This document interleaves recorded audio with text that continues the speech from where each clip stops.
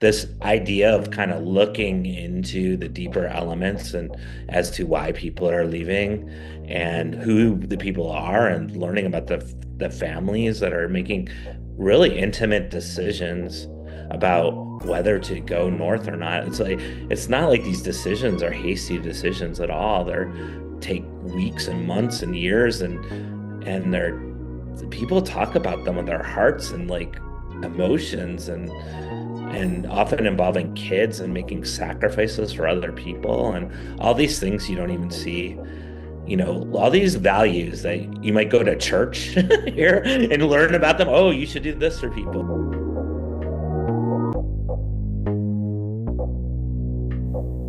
Hi, my name is Sophie Anderson. Welcome to my podcast where we explore the forces that shape our world and the people that move through it. Today, we're diving into the ways climate change and conflict intersect in shaping migration from Guatemala. Migration is often framed as a crisis, something sudden and chaotic. But what if we looked at it as a symptom, a response to greater political and economic structures? Today, we're going to explore how migration from Guatemala is shaped by both climate and conflict. These forces are often treated separately, but they overlap in ways that profoundly impact people's lives. And to help us unpack these complexities, I'll be sharing insights from my interview with journalist Todd Miller, who has extensively reported on borders and migration. Todd is also an author, and you can check out his work through his books such as Storming the Wall, Climate Change, Migration, and Homeland Security. When talking about migration, we have to understand that it is not something new. Migration is an intrinsic and therefore inevitable part of broader processes of global change and development. As we try to form and isolate modern ideas of identity, the arrival and settlement of migrants and the resulting increase in diversity have challenged dominant concepts of nation-states, as well as belonging and integration. To localize the issues of climate and conflict, I chose to focus on Guatemala, a country of rich indigenous traditions with roughly 42% of the population identifying as indigenous, located in Central America. Guatemala has a particularly high emigration rate, and this is driven by several different and intersecting factors, from its vulnerable and diverse ecosystems, which are heavily impacted by climate change, to an economy that has been repeatedly manipulated by the West and neoliberal markets. Guatemala's history is deeply tied to forced displacement, and migration has become a tool of survival for many people and families, not only migration externally, but internally as well. Prior to colonization, indigenous peoples had dynamic land systems, such as the milpa. The milpa is an agricultural method practiced by the Maya for thousands of years and involves intercropping maize, beans, and squash, also known as the Three Sisters. This practice was regenerative in ways that it enriched the soil as well as maximized land productivity. The people of Guatemala have demonstrated deep ecological knowledge of their lands, and this was disrupted and exploited by colonial land dispossession and modern agribusiness. Spain first brought colonialism in the 1500s, and the West, specifically the United States, has continued to benefit from the exploitation of Guatemala. The United States pushes heavily for a unilateral understanding of migration. How am I impacted by the movement of people globally? I would like to widen this discussion and bring in the voices of those for whom migration has become not even an option, but the only way to survive. First, because the way that migration and people crossing the borders are often framed is if the people themselves are the crisis crossing the border, or the border itself isn't a crisis. The border is an inanimate object, right? And it's not a human being. The international boundary is an it's not, and it can't be in a crisis. It's impossible for it to be in a crisis. What it can do though, and with just the boundary making itself, the enforcement apparatus that's put around it, the fortification of it, the way that it's strategized, right? The in the case of the United States, or if you're Central America, you're coming from Central America and you go into Mexico as well, the way that the borders are designed are for people to avoid where the enforcement is, whether it be the wall in the cities, like you'll see in the United States, and where Border Patrol is concentrated, or the highways with tons of checkpoints that you might see in southern Mexico. People will walk around those areas, and that actually the kind of strategizing, the way that enforcement is used and deployed, and then what people do and the suffering that results from that, um, and some would say brutalization. That is a crisis, right? It's actually a double crisis because you say you're back this family that lost their crops, are in a food crisis, and somebody from the family goes north. The first part of it is why you're leaving in the first place. The second part of the crisis is now you're completely vulnerable because of a border. So the border itself, um, really, that's what I would mean by the border causing the crisis. The border itself is designed in such a way to create a crisis among people who are crossing the border. That's what it's designed. That's its purpose. Well, and to create a situation of deterrence, right? Which is so hard, and there's so much hardship that the person might decide not to keep on going, and also get the word of mouth back that it's a crisis situation to cross the border to begin with, and you shouldn't cross. That was Todd Miller, highlighting the ways in which we talk about migration often ignore the policies that cause it.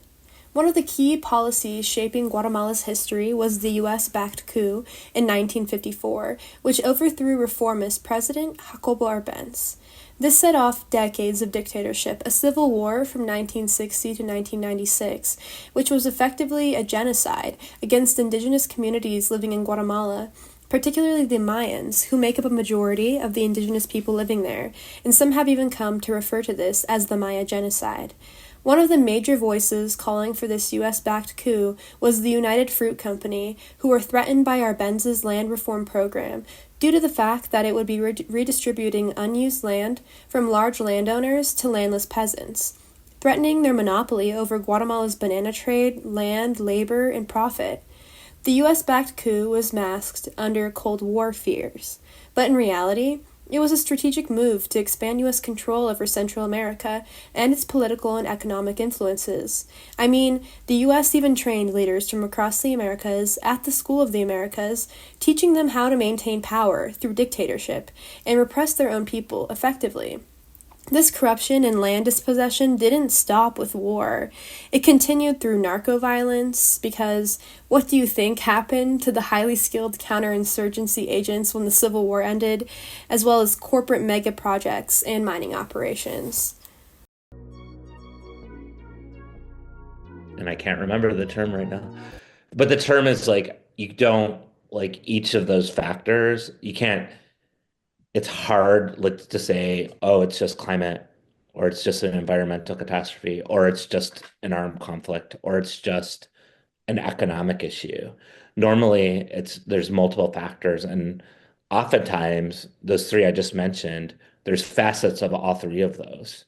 And then the way that migration gets reported, and I personally believe that the climate aspect often gets put to it becomes the one that people might not talk about, like that initial, like you're the family in rural Guatemala and the rains don't come, and then you send two of your kids to Guatemala City to work in a maquila, and then they work in a maquila, but they get involved in the Guatemala City scene, which could get there's possibilities of, there's more organized crime, there's more persecution, there are more gangs, that sort of thing. Um, and then they flee and go north, and then you hear that story, but you miss that backstory of, oh, they had to go there in the first place because there wasn't enough rain.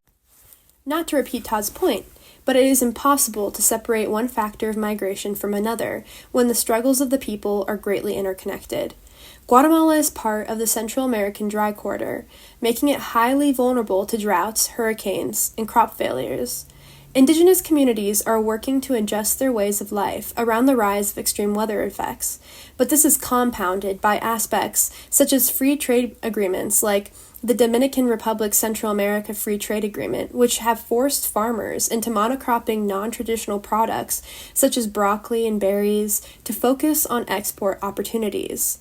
The milpa, as I introduced earlier, is a traditional and regenerative practice that keeps both the land and the people in mind, whereas free trade agreements and keeping up with neoliberal markets force Guatemalan farmers to focus harvest on fertilizer-intensive exports that intensify the soil use and water use.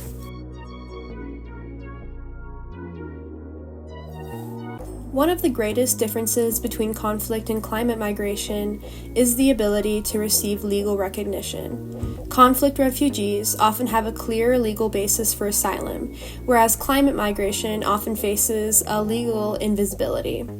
Climate migration is often hidden behind economic and political factors, and asylum claims can often be blocked due to being viewed as voluntary economic migration. The reality of this is that climate change does not exist in isolation. Free trade, extractive industries, and conflict create climate-driven displacement. This is why it is almost impossible to talk about one kind of migration without talking about another, because they all share commonalities and causes and overlaps. Civil war practices confiscated indigenous lands, and now agribusiness, mining, and climate degradation continue this process. Migrants, regardless of conditions for migration, face militarized U.S. border policies, unfair detention, and deportation. Many times, migrants from Guatemala are unable to even communicate with ICE agents as no one there speaks their indigenous language. And not all migrants know Spanish. And again, migration disproportionately impacts indigenous and rural communities. I mean, yeah, because with the mega projects, there tends to be like a mini border or a what they would call a perimeter boundary, which is like a creation of a border, which has very many similarities with an international boundary in the sense of even its militarization, its bringing in armed forces to guard the border, that sort of thing. What Todd just pointed out is crucial. Displacement isn't just about crossing national borders. Large-scale development projects create their own internal mini-borders that push communities to the margins long before they even attempt to migrate internationally. Is it creates a sort of stratification of labor, of a hierarchy of labor in the sense that if you come across, like, say you're Mexican, you have Mexican citizenship. And in Mexico, you can get a job wherever, right? But if you come across that one line in the sand, as they say sometimes, and which is the border, you come across the border and you go into the United States, all of a sudden you don't have that paper anymore that says you're a citizen and you are now undocumented and your place in the hierarchy of society is at the lowest levels, right? It's like there's arguments out there that the whole purpose of the border, if you take it from a labor analysis, is to create a docile workforce. So a workforce that goes in that will work, for pretty cheap wages, who are afraid to organize, because if you organize, then you're going to get booted. So even people that come from traditional like unions, a lot of cases, organizing in general is just so much more fierce and better, frankly, at the south side of the border than in the United States. So people do come in with all these backgrounds in activism. And once they migrate, people often find themselves in precarious labor situations, low wage, easily exploitable. Migration doesn't just happen. It's structured by economic policies that ensure a vulnerable workforce. And again, People would not migrate if there was no opportunity. Large corporations in the United States benefit from illegal migrants specifically as they have a workforce that they can exploit and utilize without any kind of safeguards or restrictions. There is no other way for many families in Guatemala, and some give up the opportunity to ever see their loved ones ever again by traveling to the United States just so that they can afford to sustain their family in Guatemala. Many homes in Guatemala even have an American flag painted on the side of their house, as a representation of the sacrifice and respect they hold for their loved ones that have traveled north to ensure their families do not have to suffer.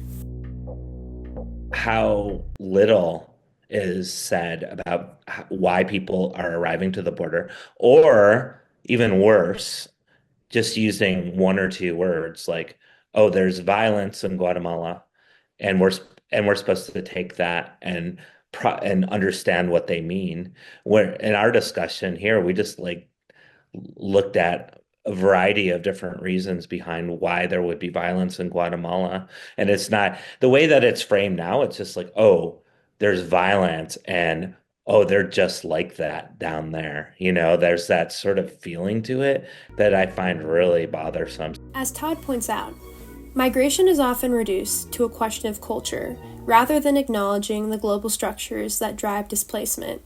This kind of dialogue only further creates borders between people.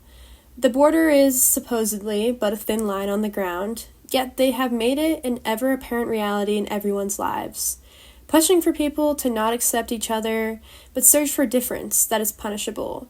It is a psychological torture for even legal residents because no matter how far north you go, they will make sure that the border always follows you. Thank you so much for listening. That is all I have for today's episode about migration in Guatemala. If you would like to learn more, I have included a bibliography below, as well as a Google Doc link where you can access my full reading notes. If you enjoyed this episode, share it with a friend, and let's keep the conversation going. And until next time, this is Sophie Anderson.